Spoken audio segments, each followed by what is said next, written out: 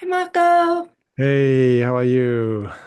Good. How are you doing? I'm doing good. I'm doing good. Uh, Good. Is the Advent light finding you well? that's a great question. This year has been very reflective for me and for us, actually.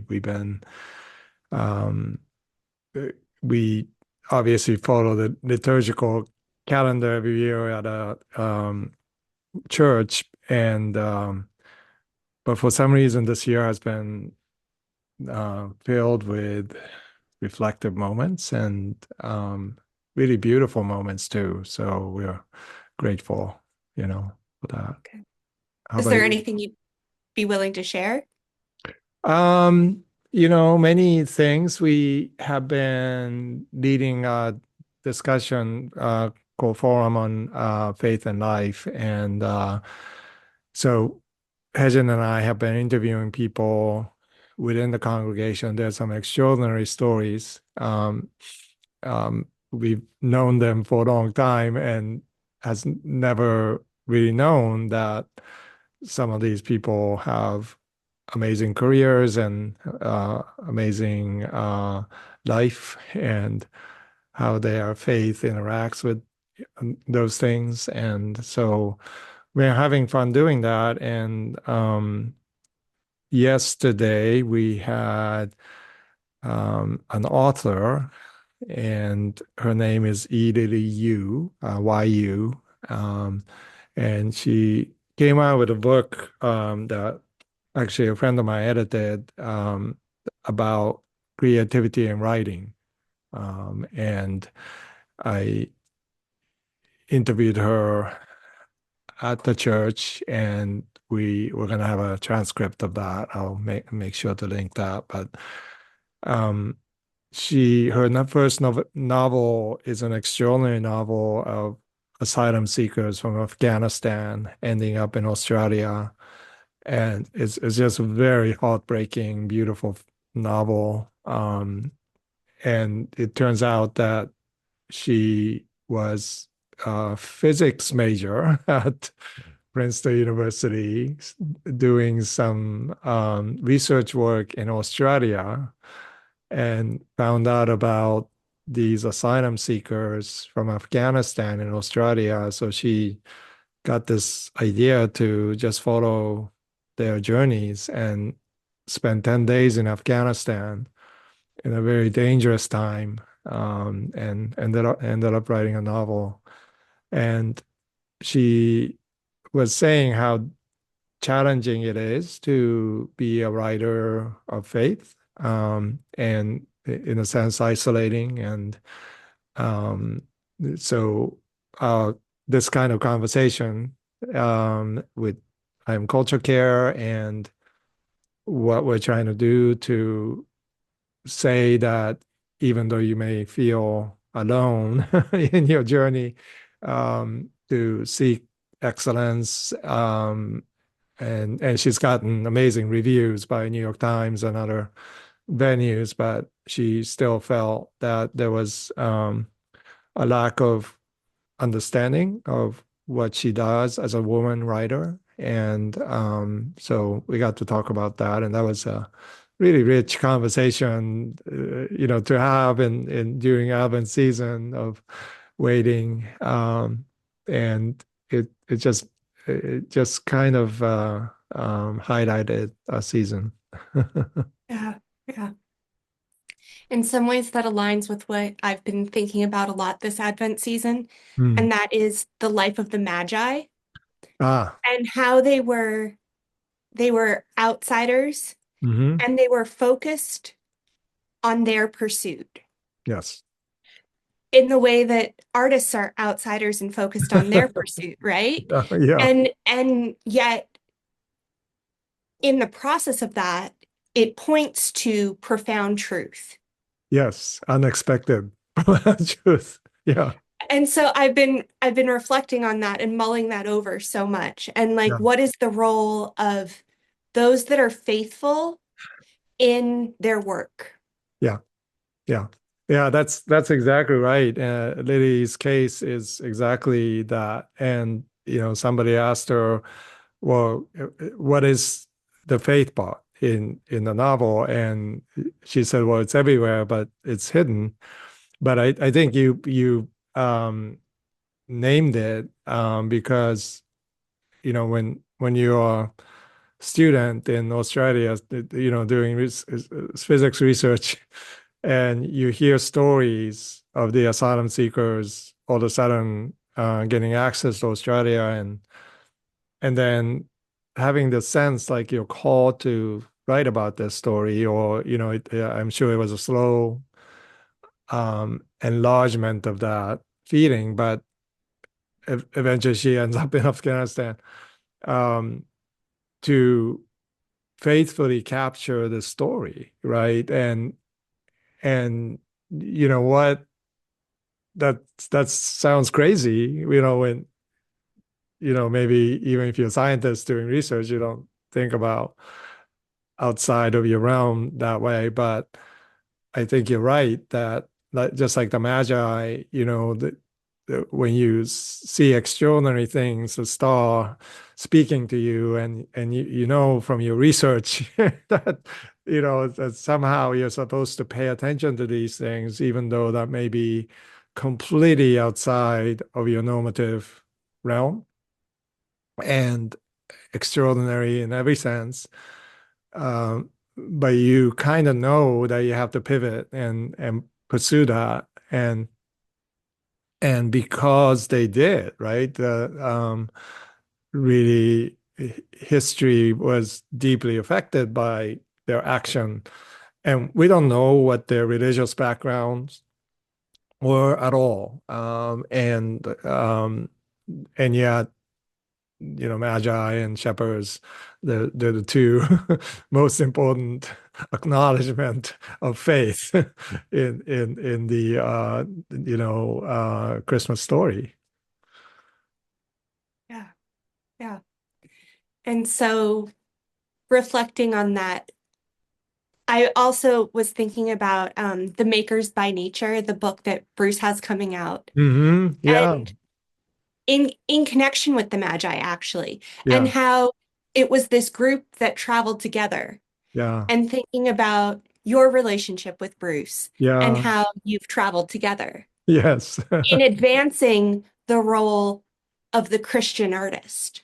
Yeah, and T.S. Eliot, and Bruce is such an amazing person, and I know you had interactions with him, and as a teacher, and it's hard to put into words the impact of somebody like that in the world in general, but in among people that I know, people who are his students or colleagues, or and when this book came out, I was just so blessed to see it. The wisdom manifested in some way, and the way he writes these letters to his colleagues and students and friends, and um, is just wonderful.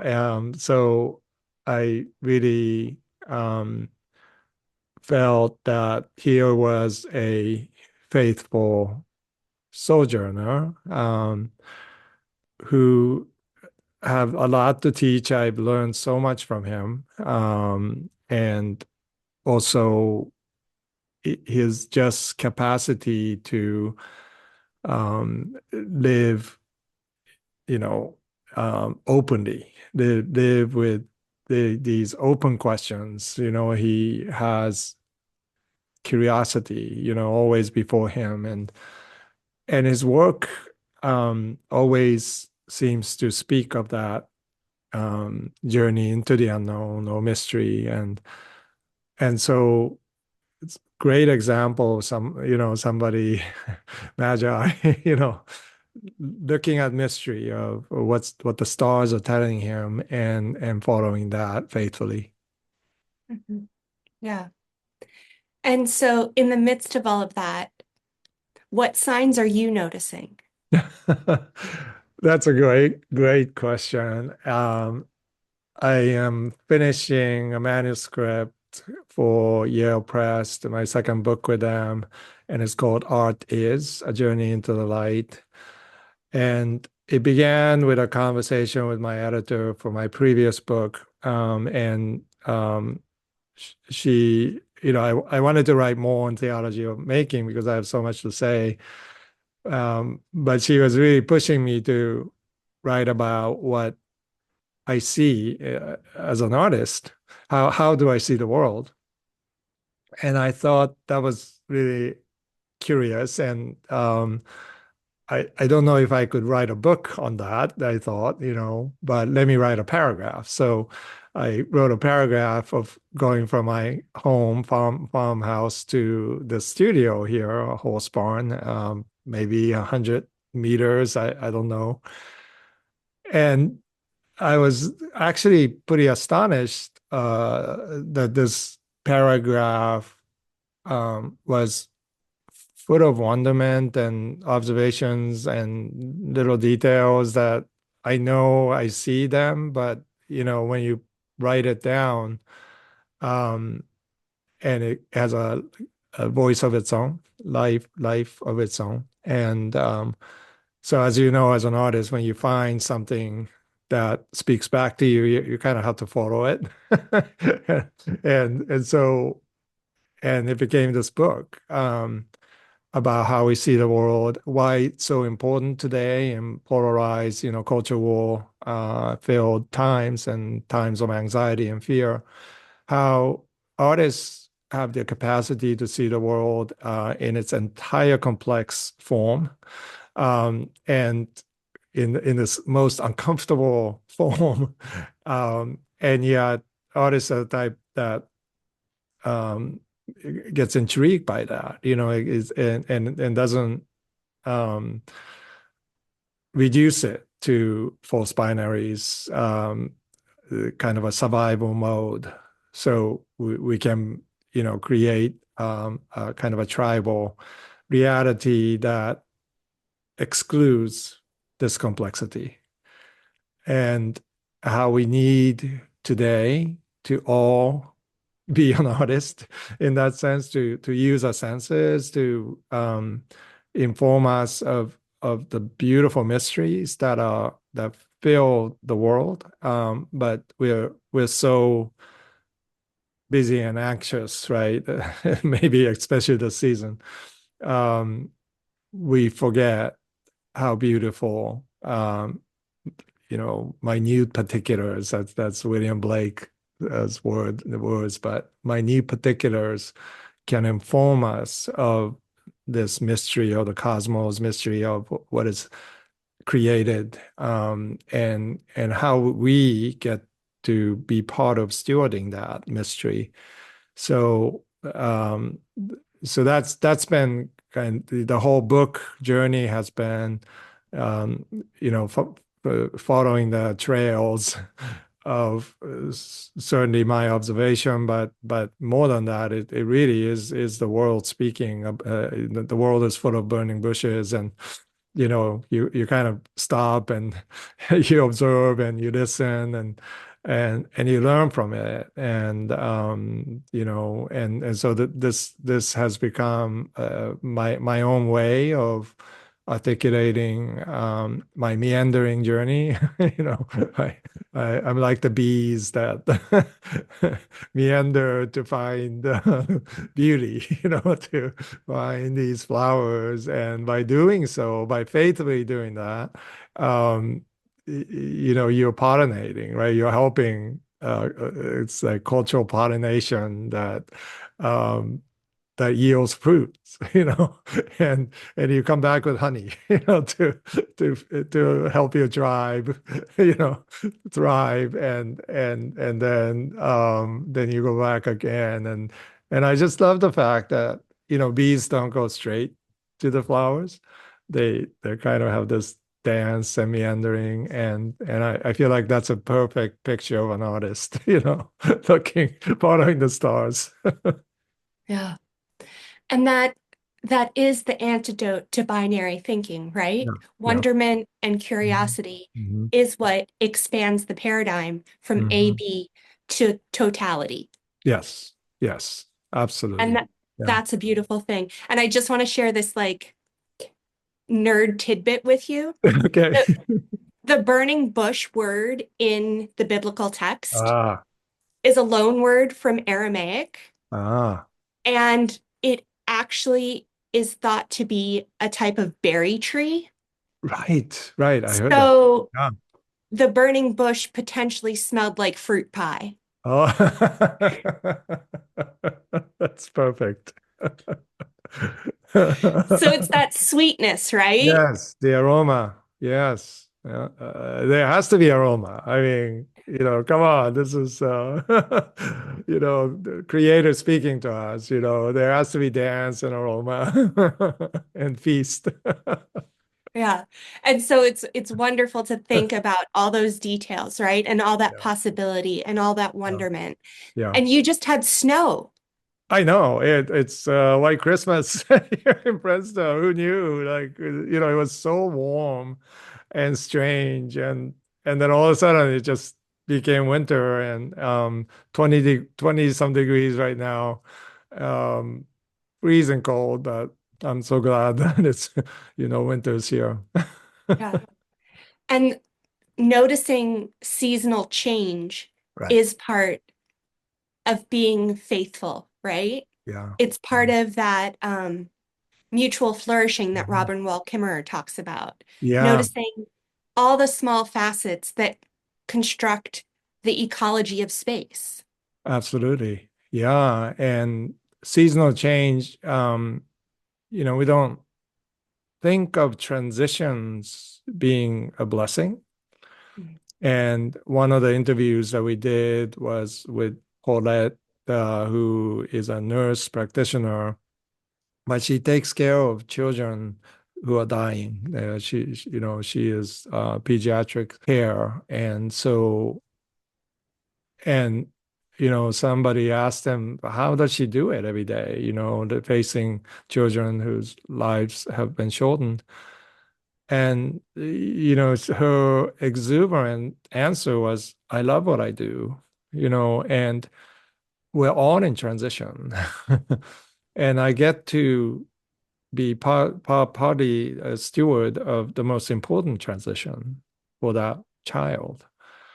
And, we were just stunned really to hear someone's articulate this. And, it occurred to me as we were talking about Advent and time awaiting and, anticipating hope, how it is never the case that that reality is overtaken by darkness if we are faithful in that journey. And Paulette, it happens to be that person, especially designated for that child's life and the family too.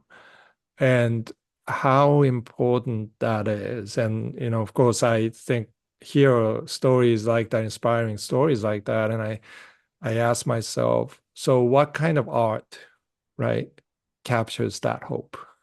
That kind of hope. It's not just sentimental, Christmas thing, um, but it's it's really about choosing to live into the transitions. And so going back to the seasons, when seasons change, we have to adjust, um, and sometimes the adjustment is forced upon you, but maybe we're preparing ourselves, every seasonal change to understand that life itself is constantly in transition, and we can pay attention to that, and not to assume that one day to the next is going to be the same. It never is actually, but we going back to trying to create these false binaries and reduce experience to this constant whatever normality is, and we lose sight of the wonderment of the opposite side of that will be to be so filled with wonderment that not one moment is the same. Next moment comes, and if we can take that as a blessing Mm. and and to stay in the moment, to be present fully in that moment, then I wonder what kind of art we will make, and so that was something that I've been challenged to think about. Yeah. Yeah. I the idea of hope and art and all art making is an act of hope. Absolutely. It And has to be. Yeah. it fights that that saccharine definition of hope Hmm. because it is a radical act to make Yeah. anything in a destructive society. Yeah. Yeah. Yeah. And Um, people tell us not to do that. I yes, will always told, like, why are you doing this? Like, what purpose does it serve? And, in my conversation with Lily, it was very evident that nobody understood what she was doing. This is a Chinese American girl, Princeton student, starting to write a novel. And she said she got rejected by all the creative writing classes, like programs and classes. And I think she said when she finally turned in her manuscript to her agent, I think 20 publishers rejected her, something like that. And and so that's the world we live in. We're always being told, it doesn't matter what you do, and why are you doing this? You're crazy, um, and yeah, what I think draws us to the baby in the manger is this incredible sense of calling, right? That we have to do this. I mean, there's just no choice, and we know it in our bones, and we and to be faithful is to whatever the state we are in, is to show up and in front of a studio, to the open page of a notebook, to just to say I'm here, I'm here, I'm available, and you have to listen to what you have created, because that oftentimes that your own creation can tell you that impetus, right, to keep going. And because it takes perseverance, it takes enormous courage, in fact, to make anything. So that's we're used to that, kind of every day. But we're also surprised when something wonderful happens, and we get to see that in front of us, and then then there's nothing else in the whole world that matters when that miracle is happening, on our canvases and on our pages. And so that seems to be a way that, we as followers of Christ know the journey, like the Magi journey, um, which is a journey of discovery, journey of unraveling of the mystery and the reality, and also the warning, right, of the power. Uh, King Herod wanting them to, you know, not only visit him once, but come back to share what happened. And Magi refused to partake in that power game. Um, and I they had think a dream that said, don't do it. don't do it. That's right. That's right. You're right. And actually they listened to that dream. And that's really important, I think, for us artists to know that, we're not doing this to really gain power, or be famous, or, those things may happen, but that's not why we're doing what we're doing. Yeah. We're on that faithful path. And that is the work of culture care, right? Yeah, To really is. remain faithful to that which you have been called. Right. Yeah. And that necessarily means that instead of creating false binaries and creating fear in people so that we can get attention, we do the opposite. Right? We generatively create in a way that gives away power, that as an act of love. And we don't necessarily know where that leads. But to me, that's probably the most important number one step in creating something enduring that continue to speak into the world, whether it has your names attached to or not, that it sends into the universe something that is remarkable and new and beautiful as a babe in the manger. Very good. Merry Christmas. Merry Christmas to you. So good. Such So such a good. such a good year, Julia, with you to have these discussions. It's meant so much to me to anticipate, to having these. Uh, Thank you for your part in our journey together. I'm thankful that we get to do this together, I, right? Like yeah. this too is culture care. This Yes, too is part of seeing the star mm, and recognizing it as a sign and pursuing it, right? that's right. And we came to this because I'm on the board of Culture Care, which you Yeah. can donate to. There will be a link somewhere. Yes, yes, Um, please do. but we came to this because we recognize it's so important for people to hear artists talk. Yeah. Yeah, talking and not in an extractive way, right? Or Yeah. not in the way that, is like, trying to gain power or, that's such a radical alternative to a lot of what's happening out there. But it's the most beautiful. We know that it's the most enduring. And this, and it's not only important, but um, it's um, it's life-giving to me, and so I'm glad we were able to do it. It's very good. Yeah. Okay. Thank you, Mako. Yeah. Thank you. Blessings.